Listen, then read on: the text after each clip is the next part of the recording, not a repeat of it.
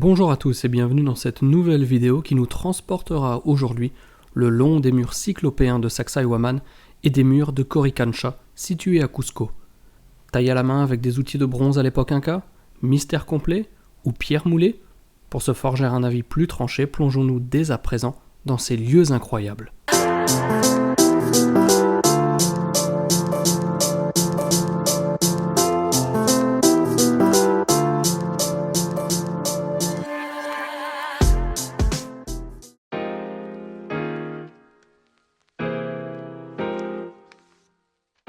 Selon les sources, Sacsayhuaman signifie la tête de puma ou la tête de faucon.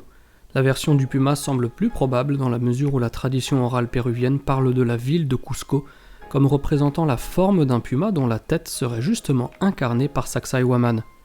Sacsayhuaman est connu pour ses immenses blocs, certains pesant près de 125 tonnes pour 9 mètres de haut. Plus que leur poids, c'est la qualité de l'assemblage des pierres qui soulève de nombreuses questions. Entre les Incas qui ont découvert ces murs qu'ils pensaient construits par des géants ou grâce à la magie, et les Européens qui pensaient voir là l'œuvre des Incas eux-mêmes, la réalité aujourd'hui est que l'on ne sait pas qui, quand et comment ces murs ont été assemblés. Je devrais dire réalisés plutôt qu'assemblés, car à y regarder de plus près, la possibilité de pierres moulées ne semble pas plus fantaisiste qu'autre chose. Travaillant l'or et l'argent, les Incas connaissaient la métallurgie. Ils possédaient également des outils et des armes en cuivre ou en bronze. Cependant, rien n'indique le type d'outils employés et ayant permis de telles prouesses. Pour les habitués et passionnés d'Égypte, lorsque l'on parle de joints, on pense notamment au temple de la vallée, présent devant le sphinx de Gizeh. Dans ce que l'on appelle un temple, les joints sont si parfaits qu'on les voit à peine. Mais ces joints sont droits. Un bloc énorme posé sur un autre bloc énorme. Autant les Égyptiens, ou bâtisseurs, nous ont laissé un héritage énigmatique, les vestiges de Sacsayhuaman le sont tout autant, car là-bas les joints ne sont pas droits.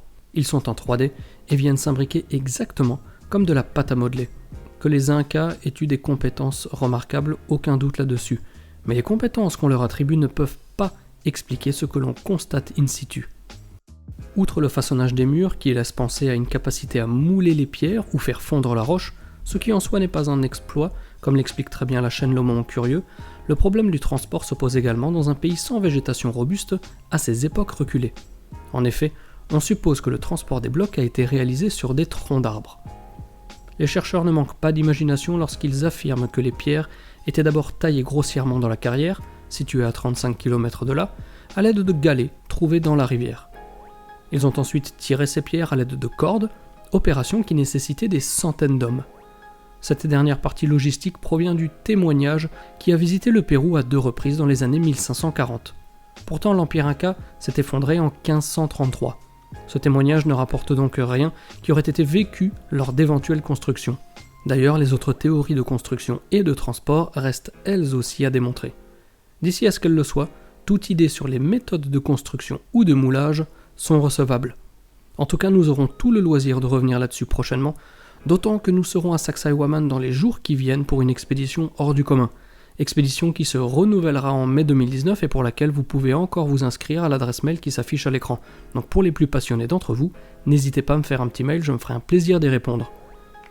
Concernant les Espagnols arrivés au milieu du XVIe siècle pour s'emparer d'un monde qui ne leur appartenait pas, ils se sont empressés de détruire de nombreuses constructions incas aux caractéristiques plutôt fragiles. Autrement dit, ils se sont empressés de détruire ce qui pouvait l'être. Quasiment tout, à l'exception des nombreuses constructions dont font partie les murs cyclopéens de Sacsayhuaman. Une autre curiosité de Sacsayhuaman est une pierre qui semble avoir été ravagée par une catastrophe à tel point qu'on a l'impression qu'elle se trouve aujourd'hui complètement renversée. L'origine de cette pierre et son aspect actuel font couler beaucoup d'encre.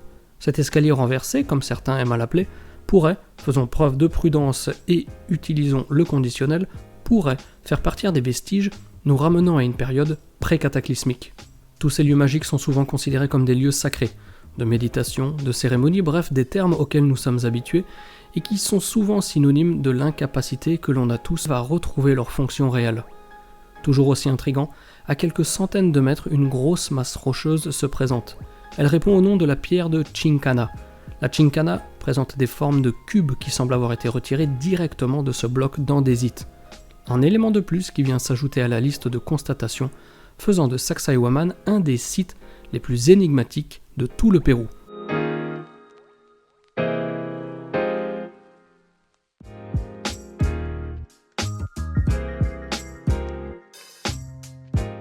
Coricancha est peut-être la construction de Cusco la plus superbement réalisée.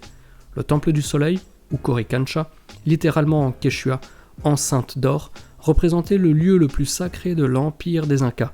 Cependant, la qualité de sa réalisation laisse penser que ses origines remontent à plus loin que les Incas, dont les constructions avérées demeurent loin en qualité de ce que l'on constate à Coricancha. Le mur extérieur de Coricancha mesure environ 1 mètre d'épaisseur. Composé de basalte, il n'y a pas de mortier entre les blocs dont les joints sont prodigieux. Encore plus prodigieux est le mur ouest de l'édifice qui marque une très nette courbe, une formidable prouesse. Parmi les éléments étonnants de Coricancha sont les murs qui, à défaut d'être droits, le sont presque. Pourquoi étonnant, me direz-vous ? Eh bien parce qu'avec une corde, il aurait été relativement simple de faire des murs droits, des lignes de joints droites.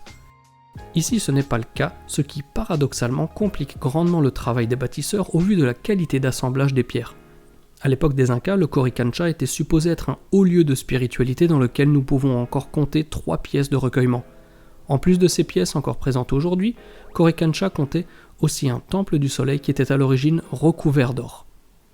Ce temple du soleil fut également le premier bâtiment que les Espagnols ont démoli en 1533 lors de la délicate invasion qui a frappé le royaume Inca. Démolition à l'issue de laquelle l'église Santo Domingo fut construite et qui est toujours en place aujourd'hui. Il va sans dire que l'or des murs du Temple du Soleil fut immédiatement retiré afin d'accroître la richesse des gentils Européens venus apporter la civilisation à des peuples inférieurs. Ce sont ces 3 temples, entre guillemets, que nous a laissé l'héritage Inca, le temple de la lune, le temple de l'arc-en-ciel et le temple de lumière.